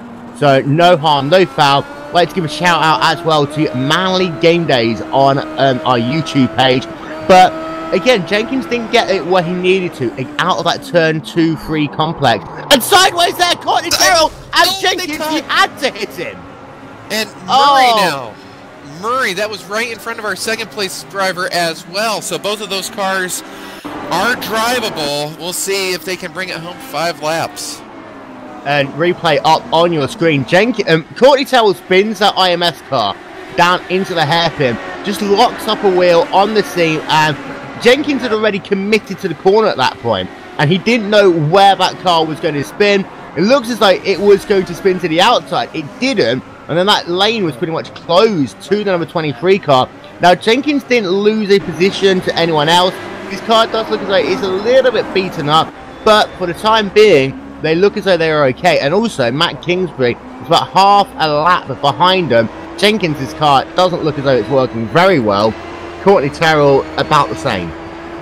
Yeah, and we do have a battle for the 3rd spot. Matt Cook has caught Holgate, and Holgate just about crashed into a Bettenhausen there, trying to make a pass in about the next last corner. So with 3 laps to go, our championship leaders are about to duke it out, and Holgate is pushing hard. I have to give a shout out as well to Patrick Garcia on the YouTube page as well. But this is the battle for essentially the championship lead still, because if Holgate finishes ahead of Matt Cook, he will close that championship gap down just a little bit. If Cook can finish ahead of Holgate, of course, the championship battle will eke out furthermore for Matt Cook in that number 66 car, as they work it through the complex once again. Now, I'm having a look at the lap times for Tim Holgate. Last time by 112.8 for him, and I'm having a look at his last 5 laps. He did a 111.3, 111.2, 111.3, then a 113.6, a 112.8. Then you have a look at Matt Cook's last 5 laps, and they have all been low 1 minute 11s or 1 minute 10s, and you've got cars all over the place again. Now, that's a damaged Courtney Terrell, and it looks like both of them are going to get past, and then ahead of them, you've got Tim Miller, and that might hold up Holgate just a little bit. He's going to let both those cars go through, but 3 laps for Matt Cook to try and get the job done. Again, it's a case of how much does he want this? With such a big margin, when we get to the final lap, there's only 4 cars on the lead lap. So if he can take the white flag, he can push as hard as he wants because he is not at any risk to lose a position. So we do have to look at that. Once each lap clicks off, there's so many cars a lap down or 2 laps down. If he gets to the line next time, he can't finish worse than 8th. So Matt Cook really, I think, can go for it. And it's all going to be a case of can Cook line him up. And actually, he gets a good run through the chicane there, but there's nowhere that he can really make a move on this second part of the racetrack unless Holgate makes a mistake. And of course, we have seen many an unforced error today from Tim Holgate. So Matt Cook all over the rear with 2 laps to go at the line. This could be another unforced error for Tim Holgate if he doesn't just keep his cool. And I'm sure his spotters will be in his ear saying, look, doesn't matter. Bring the car home. He gets a little bit darty there through turn number 15. Much better through turn 16. And Cook actually runs a little bit wide there through 16. So the gap ekes out by just about a 1/10 of a second. Cook does a 1 minute 10.9. 1 minute 11.1 for Tim Holgate there. Of course, though, Joshua Chin, he is coming onto the white flag lap this time by 1 more lap. 2.38 miles or 16 corners. Call it what you will. For Joshua Chin, the white flag is out. White flag is out, and he has had an absolutely dominating day. We've mentioned his name probably 4 times since lap 2. 33 seconds on Ryan Murray, and it's not very often you have a flawless race, but right now I think that's what you got to call Chin's day.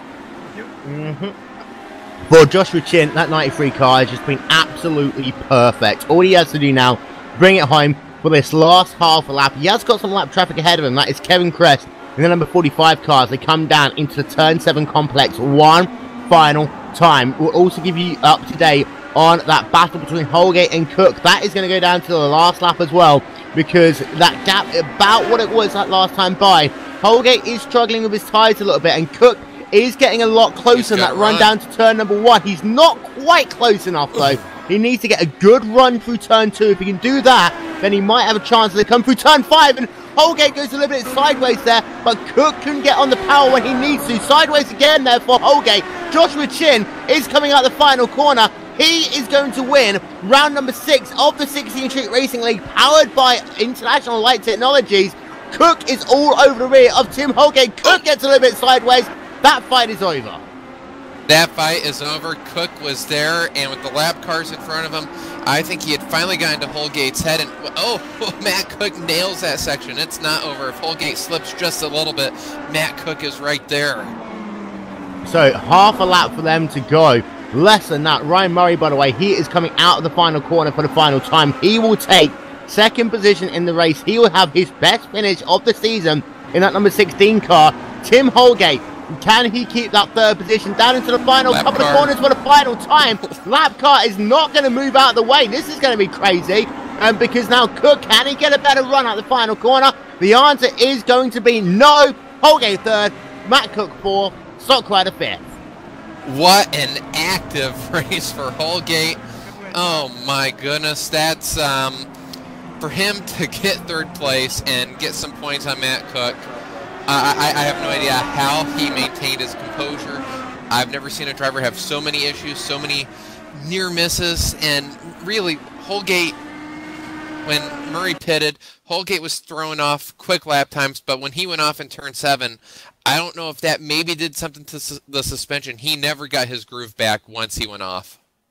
Yeah, and for Holgate, you're going to have to say, though, he kept it together and kept that 3rd place. So for that, you've got to say, what a good defensive drive those last 5 laps.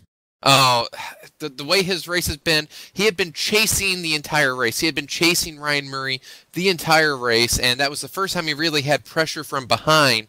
And the way his race had been, to not make any unforced errors in the last 5 laps and to come home 3rd, very, very good. Can anyone explain? Right then, let's run through your final race results from round number 6 of the 16th Street Racing League, powered by International Light Technologies. Joshua Chin coming home in a time of 1 hour, 1 minute and 58 seconds, taking victory by 34 seconds over Ryan Murray in the number 16 car. The number 6 of Tim Holgate comes home 3rd. A valiant battle there to stay ahead on Matt Cook. who comes home 4th in the number 66 car in those dying laps. David Sockrider comes home in 5th, Paul Jenkins in 6th, Courtney Tower in 7th, Matt Kingsbury in 8th, Joe Branch in 9th, and then Brandon Lichtenberg rounds out your top 10. That is John Paulzek, Tim Miller, Terry Mattinson, Now McBride, Brian Simpson. They are your top 15. Rest of the results coming up on your screen momentarily. What a crazy race. What a crazy race, and even what an entertaining race. Yeah, Joshua Chin checked out and put a clinic on, winning by 34.7 seconds, but we had battles between Murray and Holgate, and the finish there between Holgate and Cook, that was that was very enjoyable to watch. Very enjoyable. And of course, what that does mean is that Holgate is going to close a little bit in that championship charge with Matt Cook as we come into another road course in 1 week's time at Indianapolis. You've got to say, though, Joshua Chin, if he can do what Matt Cook did in those last 3 runs of ovals and just score 2 victories, then I think there is a very good chance that we could be talking about Joshua Chin in this championship fixture. Absolutely. Joshua Chin needs to get rid of the bad luck he's had, and maybe he spent all that bad luck at the start of the season. Maybe that's been depleted, and now he's going to put these runs down. I expect going into next week, you got to say he's the favorite at Indianapolis, and if he can have another perfect race, fast time, pole, lead the most laps, or lead all the laps, rather, we're going to be talking about him the rest of the season, and I think we're going to have a 3-way battle for the championship come maybe 3 or 4 more races. And to give you an update on the championship standings, Matt Cook still leads the way. Holgate was able to close about 3 points there on Matt Cook. Courtney Terrell is in 3rd in the championship. He stays where he is. Josh Chin is up 1 position. John Paulzek is down 1 position. They are 4th and 5th, respectively. We'll talk to your race winner, though, Joshua Chin. Pretty dominant Sebastian Vettel-like victory there. Yeah, it was I couldn't ask for a better race than that, especially after how Sebring went. Just ran everything as smooth as I could, made sure to minimize mistakes, and was lucky that Ryan and Tim and Matt behind me weren't quite as quick. Now, we'll start from qualifying. Almost a second faster than anyone else in qualifying. You almost got yourself into the 1 minute 8. How impressed were you by that qualifying lap? It was a little so-so. I had more in the tank, but I just wanted to get solid laps in because I knew, for the most part, I wasn't really going to be touched in queue, and it was just get the pole and make sure you get a good start. And of course, the standing start here, got the start pretty much perfect. First couple of laps, of course, you were ahead of all the mayhem. But then, of course, you had to come into lap traffic very quickly. How big of a factor was lap traffic here? It was huge. I think it helped me out a ton, actually. I was able to figure out a way I could pass people and still keep my speed relatively well, and it showed throughout the courses of the runs. And of course, you take victory here, which kind of gives you your first win in 16th Street, but momentum as we go forward to another road course as we start our month of Indy in 1 week's time. Well, first off, that's not my first win there. First win of the season. First win of the season, that's what I meant. Yeah. But no, it's a huge momentum builder, and I hope I can carry this on to Indianapolis for the next couple of weeks. I feel really good about the road course, and I don't really know yet about how I'm going to do at the big track, but we'll see. There's plenty of time to work on a setup and get the lines right. And of course, with 16th Street Racing League's partnership with iRaceForLife.org, as the winner of your race, $5 goes to a charity of your choice. Have you got a charity in mind? Oh, I'd like to donate to, I cannot remember the name right now, Randy's charity. Orphan Secure. Thank you. There we are. I'd like to donate my $5 to them. So $5 on its way to Orphan Secure due to the partnership with 16th Street Racing League and iRaceForLife.org. Joshua Chin taking victory in the 16th Street Racing League Road Course Championship powered by International Light Technologies. Let's talk to the guy who came home in the 2nd position. Ryan Murray, got yourself a podium. Yeah, that's I knew I wouldn't be able to catch Josh this week because he was about a half second faster in qualifying and in race pace, 2 to 3 tenths faster a lap. But I'm pleased with finishing second. That's about what I could ask for. Now, you had some great battles with Tim Holgate at the first half of the race, actually. The first stint, he fell back and then closed up again. You came onto pit road pretty much identical. Then that second stint, you were able to pull away by doing the kind of shorter middle stint. Do you think that was the advantage for you? You would have to ask Tim. I really don't know because I thought I pulled away and then he caught back up really quickly in that second stint, and it left me kind of baffled. I was thinking, what the hell am I going to do in this final stint? But I think the tires really went away because I didn't change the tires the first pit stop, and the last 5 or 6 laps he just gained and gained. And then I just went in for the pit stop and put some fresh rubber on there, and after that it was easy. Now, we did note that on the broadcast that you did take fuel loading on that first stop. Was that just because you wanted to have those tires up at optimal temperature for that shorter stint? Yeah, I knew that they weren't going to wear away, down to the cords. It was just one of those things that I felt like he was so close, I had to try to do something. So coming down pit road, I just quickly made the change and went with that. Second place, coming to another road course in a week's time. And then, of course, in about 3 weeks' time, we go to another track that you love in the actual IMS. So, a good part of the season for you. How do you think it's going to pan out the next couple of weeks? To be honest, I'm a little offended you guys weren't considering me for the championship. No, I'm kidding. It's I have fun at Indianapolis Road Course and I have fun at Indianapolis Oval, but I have yet to finish an Indianapolis Oval race because that second shoot, the wall, just gets me every time. And I'm trying to maximize my points on the road courses, hopefully come home with a top 5 in the championship at the end of the season. I'll make you a deal. If you finish the Indy 400, I'll consider you for the championship. Deal? No, I already have 2 drop weeks gone and a 10th place finish. Those guys that got wins and everything, they're going to go ahead. It's going to be fun watching it. Anyway, Ryan Murray comes home in the second position. The guy right behind him, Tim Holgate, you've had a crazy old day here today, battling with Ryan at the start of this race and, being all over him. Then a couple of unforced errors. Then that second stint, another unforced error almost put you out of the race. And at the end of the race, you had a hard-charging Matt Cook behind you. Well, first off, congrats to Josh for his first win in the season. Yeah, it was a pretty exciting race. I'm glad that the team was able to finish as well as we were. A couple podium positions for the group. Following behind Ryan, I felt like we could have taken it to him. It's a really hard place to pass. I knew I had the pace overall. Decided to go long, and then short for the last stint. And when we got to the point where Ryan pitted on the second stint, and I needed to put down some flyers, I botched the downhill chicane and put it into the beach, and that broke something on the underside of the car, I think, because I was the second off of pace from there on out. At the last stint, I had a lap car who didn't want to let me by. I think there was a little bit of a little other incentive for him in that case, and we came together in the chicane there. Thankfully, it didn't break the car too much. I was able to keep Matt behind me, so for once, Matt was looking at my gearbox. So, you never want to complain about a podium finish, but I'm kind of disappointed that we weren't able to get second on this one. Josh was in a league of his own. Big congrats to him. I mean, he just dominated the field today. Now, you say that second position was in your grasp. I mean, how hard were you pushing it in that race? Because we saw you drifting that car in all forms of directions, and of course, you had that crazy free wide pass down at turn number 13 when you were taking one lap car on the inside, one lap car on the outside.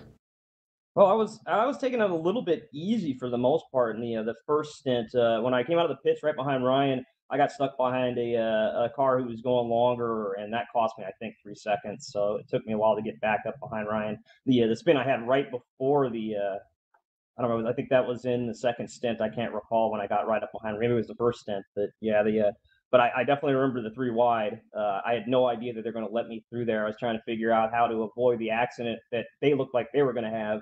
And then one split right to the inside, and then one split way to the outside, and I just kept the momentum up, and thankfully nothing came together. But yeah, that was wild. If you guys caught that, I'm glad, because I'm sure it was exciting for the viewers. Yeah, just a little bit of it. But of course, you do close up the gap between yourself and Matt Cook a bit in the championship as we come to another road course, IMS, in 1 week's time. And you looking forward to that place? Because it's got some very long straightaways, but it's also very twisty-turny and almost Mickey Mouse at some points. It definitely lends itself to different setups. Some people are comfortable running a low downforce setup for the long stretch on the oval part, and then others like to have the downforce for the infield sections. So I think it's going to make for an interesting race. I haven't raced there a whole lot myself, so it's going to be kind of new to me. I'm used to the oval myself, but the road courses usually suit us pretty well. So we'll go there with our head high, hoping to score some more points. We're going to have to do a little bit better than just finishing one spot ahead of Matt if we're going to close this gap. So we're definitely going to have a better finish next race or have some luck. Well done on getting another podium finish in the 16 Street Racing League. Third place there for Mr. Tim Holgate. Coming home behind him in the fourth position is Matt Cook. Now, Matt, those last couple of laps, you almost had a chance to get past Tim Holgate. However, on the final lap, just a little bit loose coming out of turn number 5. Yeah, that's correct, Will. I had been overdriving the hairpin turn, or turn 5, the entire race. It was something that I picked up during qualifying a little bit when I could hammer it down a little bit more, and it just got stuck in me, and I couldn't seem to remove it.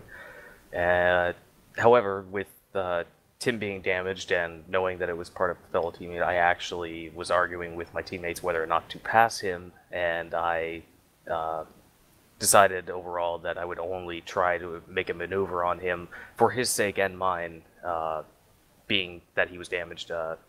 If he made a mistake, if he made a large mistake, then I would go by him, but otherwise I wasn't going to push the issue with his damaged front wing. And the race itself, you spent most of it running in kind of no man's land. Looked as though kind of come the middle of the first stint. Ahead of you, Holgate and Murray able to pull away. Behind you, you're able to pull away from David Sockrider. Was it just a case of just clicking off the laps from that point? Yeah, it really was. I knew that I needed to finish somewhere within the top 5. The closer to Tim, the better. At the start of the race, I thought, okay, you know what, there's probably a small chance that I have of beating Tim, but if I can get it, that'd be good. And then within the first couple of laps, I ended up falling off with some lap traffic that was there that I couldn't avoid properly, and I was also overdriving quite a bit after that, so once I ended up falling back, it was just, okay, I just got to start clicking off laps here and really just try to hold what I have. And of course, next week we go to IMS, but it's not the layout which you love, it's on the road course. You're looking forward to that place in 1 week's time? I know you've done a lot of practicing here at Barber. Guessing you're going to do the same for IMS in 1 week. I definitely will be putting a lot of time into IMS. It's not something that I've ever driven before again, so I gotta learn it all and figure it out. But as long as I can continue to do decent on the road side, I'd say I'll be pretty happy overall. So. Matt Cook coming home in the 4th position. Matt Cook interview brought to you by Tim Hortons. Moving on into the 5th place driver, David Sockrider. Now, I'm going to apologise to you, David. We mentioned you about twice in the broadcast. But, again, top 5 finish for you. Yeah, I'm happy that you didn't have to mention me in the broadcast. For me, pretty much, I screwed up a bit on the first couple of laps and couldn't keep up with Matt at that point, lost too much time, and just tried to settle into a pace and not wreck and not lose too much time. Well, the race itself is that you were falling back from Matt Cook, but in a very similar situation, were very able to pull away from the guys who were behind you. And qualifying in the top 5, do you think that helped you stay away from all the mayhem that was going on behind? Do you think that qualifying performance was important to get yourself into that top 5 and then stay there? Absolutely. With it being such a hard place to pass, if I'd screwed it up and been behind someone where there would have been a lot more racing going on, then it's difficult, and you run the risk of wrecking out if you push it too hard. And again, it's been a very solid day for you. It's one of those things that I always apologise, we don't talk about you that much on the broadcast, but a good finish. Of course, it is your first top 5 of the season here, but you move up now into 16th place in the championship standings after, well, it's been a pretty up and down season for you so far. Are you hoping that this now gives you the momentum to get yourself into the top 10 as we look forward towards Indy? We'll see. I'm kind of a part-time driver this season, so anything I can do to get points and try to stay moving up, I will. But it's kind of undetermined which races I'll be able to make and which ones I won't. He comes home in the 5th position. That is Mr. David Sockrider. Next up, 6th position, Paul Jenkins. Now, Paul, because you used to be on this commentary team, you're going to interview yourself. Okay. Well, all right. I guess I'll start with I'm tired. I mean, really. Oh, Ryan wants me to mention that I scared the heck out of him. Towards the end there, I was trying to track down Courtney Terrell, and there was some spots where I was faster than him, some spots where he was faster than me, and we kind of caught up to each other in the hairpin about 5 laps to the finish. And just when I was sizing up, trying to get a jump off of the off the hairpin, Courtney goes and spins it, and I had nowhere to go, so I T-boned Courtney, and behind all of us was Ryan, who basically came to a complete stop and was just terrified. So, but anyway, I guess I could say that I kind of really surprised myself here with a 6th place finish. I am absolutely thrilled. Did not have high hopes for this place. I was really struggling early in the week with practice, and I really the goal was to just stay alive, and getting that a personal best when a personal best on the qualifier and starting in 6th. I really kind of was like, well, maybe, and at the start of the race, I could tell that David was having a little bit of trouble with his car, and a couple of times I thought about maybe trying to make a move on him, but ultimately I think it was probably the best idea just to stay behind him. But man, I tell you what, this place more than any other track, I think, requires just so much concentration. It's such a physical track. Man, I'm beat. Let's talk about that incident very quickly, because Courtney spun ahead of you, and then it did look as though he was going to spin to the outside. But then the car kind of just stopped on the inside after you'd already committed to going to the inside line, into that corner. Were you just thinking at that point, here we go again? Well, yeah, it's exactly what happened. I saw him spin, and I kind of tried to duck to the inside, but I was over speed at that point anyway, so the car was going to push out a little bit, so it was kind of a balance of how much brake can I put into it to try and get to the inside, and then he didn't go where I thought he was going to go, so I kind of tried for the outside a little bit, but there just wasn't enough room, and so I pegged him, and I kind of moved him out of the way a little bit, so I tried to take a right and go around him, and I clicked him with the left rear, which kind of rearranged the camber on that wheel a little bit. So the car was a little wonky for the last couple of laps, but not too terribly bad. But, I mean, I was really really driving conservative all day, just really trying to just not make mistakes and take home a good finish. So, I mean, I did ultimately get around Courtney, but that's not exactly how I wanted to do it. And you talk about being surprised. You have always been pretty good on the road courses. We'll go to another road course in 1 week's time when we go to one of our first of 2 trips to IMS. You're hoping to get yourself another good finish then. I just actually want to also talk about the championship standings in this kind of same breath, because you're now up into 8th in the championship.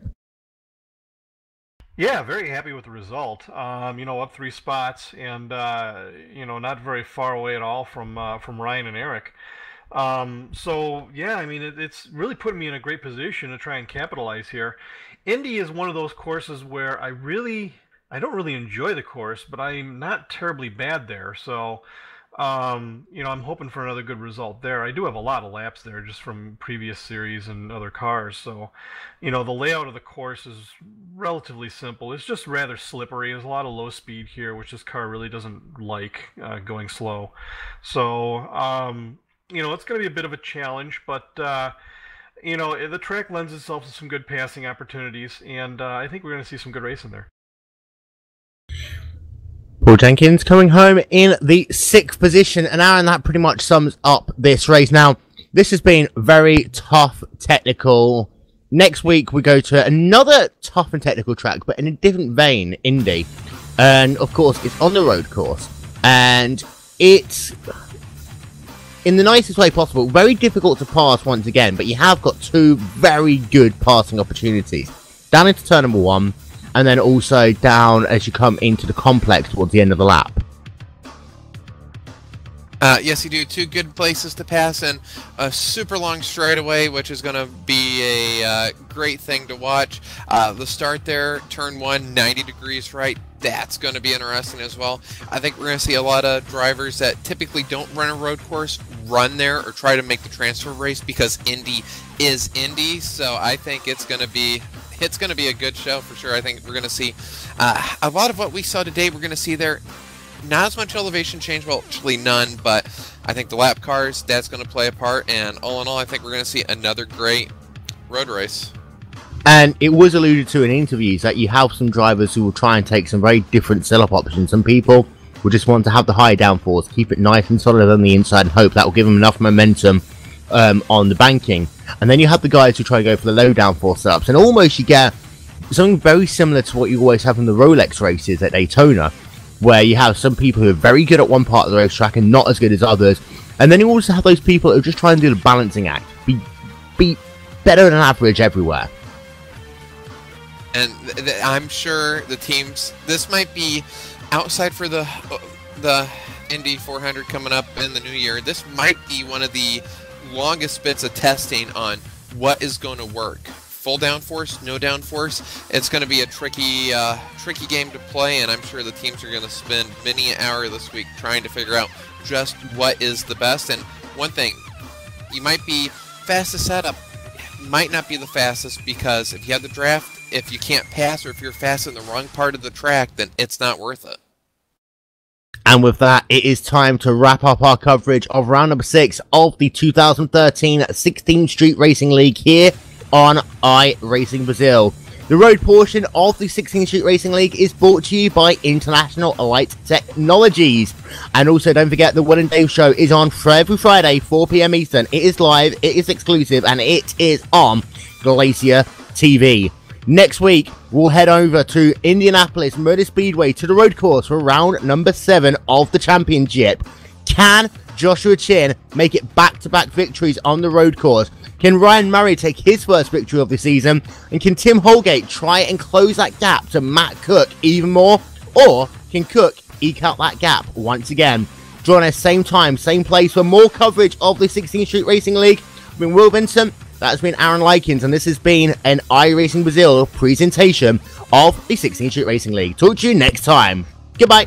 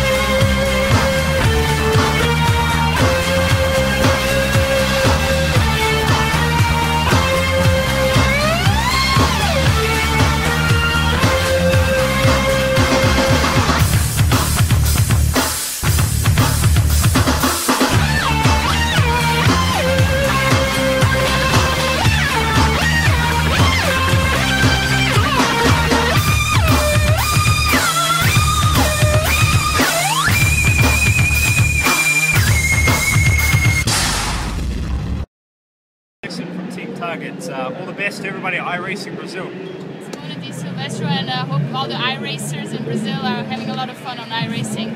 Hi, I'm Justin Wilson. I want to say hello to all the iRacers down in Brazil. Hope you have fun, enjoy the racing, take it easy. Hey, I'm Wyatt Gooden, and iRacing Brazil, awesome league. You guys are great, cool league. Quero mandar abraço aí pro pessoal do iRacing Brasil. Continue jogando aí. Aí galera, eu sou o Hélio Neves. Fique ligado no iRacing Brasil. Vamos lá, Brasil. Vamos lá.